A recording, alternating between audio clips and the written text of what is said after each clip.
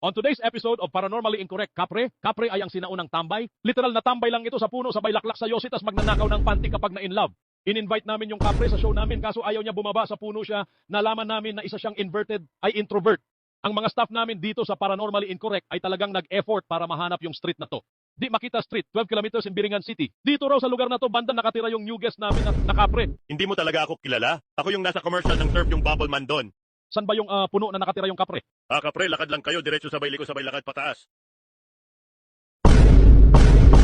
Lakas naman nyo, pinuntahan nyo pa talaga ako. Siguraduhin nyo lang may bayad akong Yossi pagtapos neto ha. It's good to finally have you on this show. Don't worry, bibigyan ka namin ng Yossi at Gin after neto.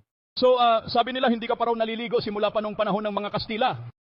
Hoy grabe kayo, naliligo naman ako kaso tuwing umuulan lang. Kamusta baga mo? Puro ka Yossi, buti di ka pa rin nagkakaroon ng tuberculosis. Pre-immortal ako, walang talab yan sa akin. Babae lang nakakasakit sa dibdib ko. So, 2025 na-try mo na ba mag-vape? Mas healthy compared sa Yossi. Natry ko na dati, matcha flavor na vape pa nga, kada higop lasang damo. Kala ko nga pinagbabawal na damo, kaya bumalik agad ako sa Yossi. Bakit maitim ka, hindi na lang white? Discrimination ka ba tangina? Try mo nga imagine yung maputing ka pre, hindi bagay pre. Yossi, break muna. Among Us? Yoko na!